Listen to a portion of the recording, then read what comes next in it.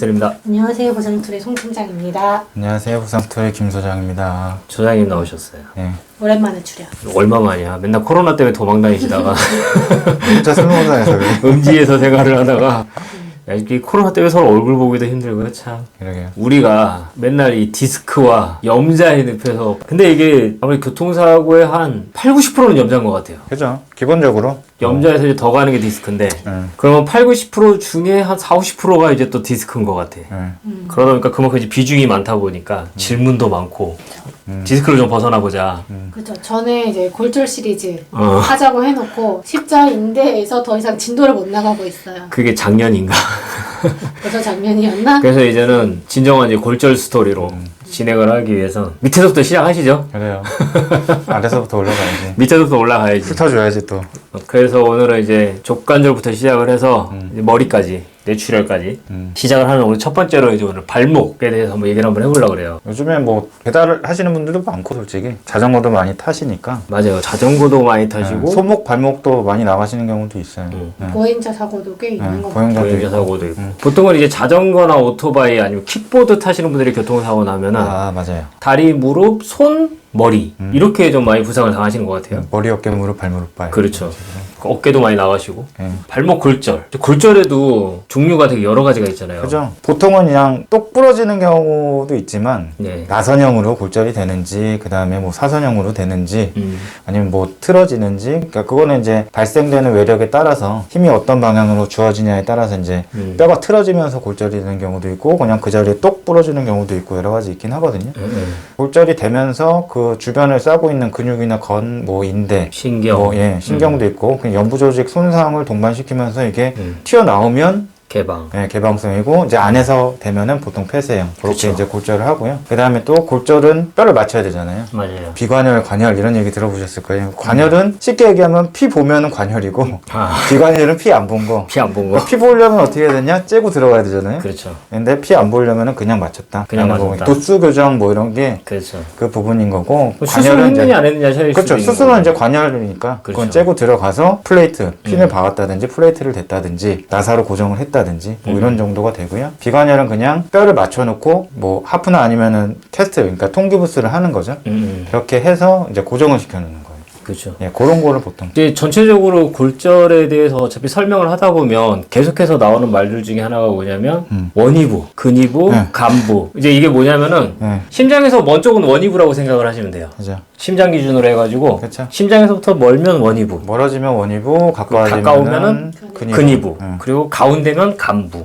그래서 이게 기본적인 거고 맞아요. 우리가 이제 발목 골절을 얘기를 할 때는 사실 이거 발 없나? 이거 그림이 좀 어접해가지고 그리고 말이야. 잘 그려놓은 거예요. 그래서 내가 발을 보이시나? 이거 올려 내세라도 좀 참아요. 이거 내가 설명을 해드리기 위한 거니까. 눈앞에서 이렇게 하셔야 되나요? 아니 근데 설명을 이해하기 쉽게 해야 되는데 그냥 그림으로 안 되나? 사실 우리가 발목 골절이라고 하는 부분들이 이 부분이 전부 다 발목이잖아요. 지금. 그렇죠. 이 쉽게 부분들이. 얘기하면 이제 발목이라는 부분에 이제 발목 관절을 얘기를 하는 거고 족관절을 이루는 뼈가 있죠 대표적으로. 맞아요. 그러니까 그냥 내과, 외과, 그 다음에 거골. 거골에 이제 그 위에 얹혀져 있는 뼈인데 쉽게 생각하시면 이제 닭 치킨 이제 다리를 드시다 보면 네. 보통은 지금 닭 발을 자르잖아요. 그렇죠. 그럼 거의 끝부분에 뼈가 이제 가느다란 뼈가 하나 붙어 있고 가운데에 그 좀 두꺼운 뼈가 두꺼운 있고, 뼈 있고. 그 밑에 이제 관절이 그렇죠. 약간 그 물렁뼈랑 뭐 이렇게 연골 붙어 있는 게 있을 거예요. 예, 그 부분이라고 보시면 되는데 그 밑에 하얗게 붙어 있는 뼈가 사람으로 치면 이제 거골이 되는 거고 거골이 되는 거. 그 위에 실제적으로 그 내과를 이루는 내과, 그러니까 안쪽에 복숭아뼈 톡 튀어나온 거는 이제 경골.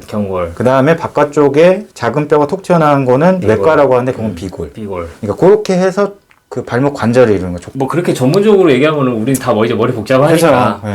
어차피 이 부위에서 골절이 이루어지게 되면은 네. 우리는 이제 발목 골절이라고 그죠? 다 발목 얘기를 이제 하는 움직인다 이렇게 발이 움직인다라는 데를 발목 족관절이라고 보시면 돼요. 그러니까 이 발목의 운동에 이제 장애가 생기는 부분을 이제 장애로 평가를 해가지고 우리가 이제 손해배상을 하게 되는 건데. 그죠? 그냥 네. 기본 질문인데 네. 발목이 골절이 되면 장애가 남는 골절인가요?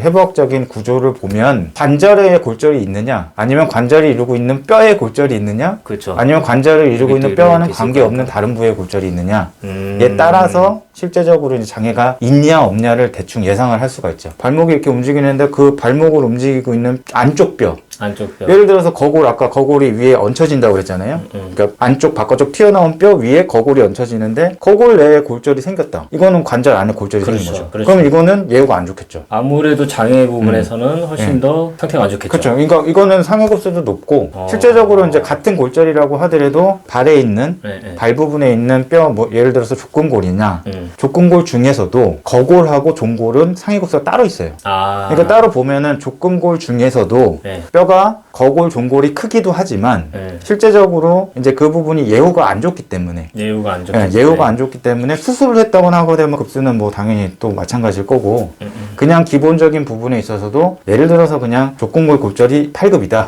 그럼 거골, 종골 골절은 6급, 5급 뭐 이렇게 가는 거죠. 급수도 더 높고. 급수도 더 높고 예후가 안 좋고. 왜냐? 지금 보시면 알겠지만 거골 같은 경우는 뼈가 이렇게 얹어지는데 그 중간에 이제 해부학적 목이 있어요. 목. 그러니까 그치. 가늘게 쭉 이어지는 이렇게 그쪽 부분이 골절이 되면은 실제적으로 이제 괴사가 올 확률이 좀 있어요. 괴사, 관절염이라든가. 그렇죠. 지금 잘 이해 못하겠지. 내가 쉽게 정리를 하면은 뭐냐면 이러한 이 관절 부위 있잖아. 이런 관절 부위. 이런 부위에서 골절이 생기면 급수도 더 높고 예후도 더 안 좋다라는 거죠. 그래서 그래서 이제 장애가 남는다. 그렇죠. 그렇죠. 장애가 남아도 더 길게 남거나 영구적으로 남는 그런 손상을 입게 되는 골절이라는 거죠. 왜냐하면 같은 골절이라 하더라도 이 경골 뼈가 이렇게 있으면 여기서 골절이 됐느냐 여기서 골절이 됐느냐 관절면이 이렇게 골절이 됐느냐에 따라서 또 달라지거든요. 맞아요. 이게 상황들이.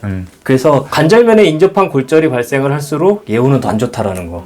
그래서 같은 골절이라 하더라도 어디에서 골절이 됐는지가 굉장히 중요해요. 그래서 부위가 중요하죠. 부위가. 부위에 따라 장애가 남을 수도 있고 안 남을 수도 있는 그렇죠. 거예요. 남을 수도 있고 안 남을 수도 있고 똑같은 골절이라 하더라도 예후가 더 안 좋아서 뭐 한시적으로 한시 장애 기간 뭐 3년이냐 5년이냐 7년이냐 10년이냐 영구냐 이런 부분들을 따지는 데서도 굉장히 중요하다라는 거죠. 맞아요. 그래서 실질적으로 일반인 분들 같은 경우는 나는 발목에 골절이 됐어요. 이렇게 이제 얘기를 하는 경우가 되게 많거든요. 상담을 하실 때. 근데 저희들은 물어볼 때 어느 뼈가 골절이 된 거냐 이거를 더 중요시 생각을 해요. 정확하게는 이제 진단명, 진단서상에 나와 있는 그렇죠. 진단명이 필요하고 네. 골절이 있다라고 하면은 실제로 수술을 했느냐 안 했느냐. 수술을 했느냐 안 네, 했느냐. 수술한 경우는 수술 기록지. 뭐 어떤 수술을 어떻게 했느냐. 그냥 수술도 그냥 골절이라고 하게 되면은 그냥 K와이어라고 해서 그냥 강선, 핀 같이 그냥 간단하게 박는 경우도 있고 아니면은 안에 금속 정을 아예 박아 넣는 경우도 있고. 그렇죠. 아까 말씀드렸지만 판을 대서 나사못을 박아 넣는 경우도 있고. 수술도 이제 여러 가지가 있으니까. 그렇죠. 외부에 그냥 이렇게 둥그렇게 지금은 잘 안 하지만 일리자루프라고 해서 외구정 장치도 있으니까 그런 부분도 뭐 이게 내용에 따라 또 달라요. 골절에 대해서 이렇게 설명을 하는 김에 전반적으로 이제 또 가장 많은 분들이 이제 물어보시는 질문 중에 하나가 뭐냐면 죄송한데 발 한 번만 발 모델을 미안해. 어떻게 좀 구해야 될 것 같은데. 이게 보시면 네. 여기 부분에서 이제 발목 골절이라고 하는데 네. 사실 이 골절이 되는 데 있어서 네. 좀 애매하게 막 이런 데서 골절이 된다거나 네. 그죠? 아니면 발목에서 좀 올라온 뭐 이런 데서 골절이 된다거나 이런 애매한 경우들이 또 있어요. 네. 근데 실질적으로 피해자분들은 여기가 골절이 됐음에도 불구하고 이제 기부스를 하니까 족관절에 강직이 같이 따라오는 경우가 많이 있거든요. 그래서 저는 발목이 불편해요라고 호소하는 경우가 되게 많아요. 그렇죠. 그래서 이런 부분들은 이걸 어떻게 적용을 해야 되느냐 문제도 또 발생을 하거든요. 그러니까 보통은 골절이 있다니 관절 같은 경우는 이제 골절이 있으면 한 관절 위까지 이제 그 기부스를 해요. 네. 그러니까 아까 말씀하셨지만 족관절에 이제 골절이 생겼다라고 하게 되면 이제 무릎 쪽까지 이제 같이 싸거든요. 네네. 그러니까 그 바로 위치나 보통 위까지. 왜냐면은 이제 움직임이 생기면 그 부분이 고정이 안 되면은 골유압이 안 되니까 네. 실제적으로 이제 그렇게 하게 되고 유압이 아예 조금 힘들 것 같다면 아예 수술을 해버리는 거죠. 그래서 아까도 말씀드렸듯이 그냥 다리뼈가 두꺼운 뼈 경골은 골절이 되면은 보통은 뼈를 맞춰서 수술을 하는데 네. 비골은 그러니까 상대적으로 얇은 뼈는 수술은 잘 안 하거든요.